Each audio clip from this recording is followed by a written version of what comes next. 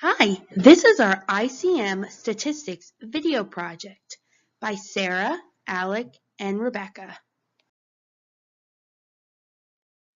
The question that we chose to ask Panther Creek High School seniors was, how many colleges did you apply to?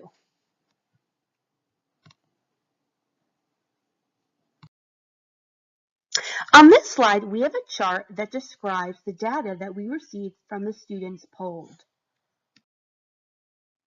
Here, we have a pie chart that describes the percentage of students that applied to a specific number of colleges. Now, this slide describes our data collection method, which was convenient sampling. The definition of convenient sampling is a sample of the most available subjects in the population to obtain quick results. And our sample were Panther Creek High School seniors who are applying to college. This slide is about central tendency. Central tendency is the mean, median, mode, and range. The mean is the average of the numbers, the median is the middle value, the mode is the number that appears the most, and the range is the highest number minus the lower number. Mode, the number that occurs the most. There can be two modes. 8. Median, the middle number of the data, which is 6. Mean, add all of the numbers, then divide by the total number of terms.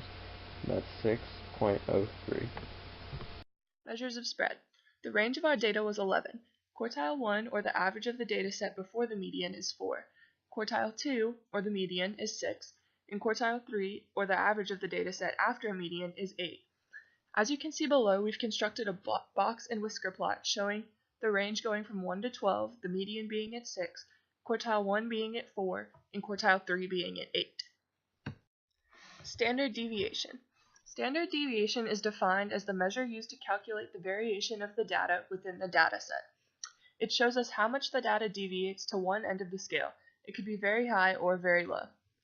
The formula of the standard deviation is the standard deviation equals the square root of the sum of x minus the mean squared over n minus 1. This slide talks about variance, which is almost the same as standard deviation. Variance is defined as the average of squared differences from the mean. The equation is the exact same as the standard deviation formula, except you don't take the square root of the final answer.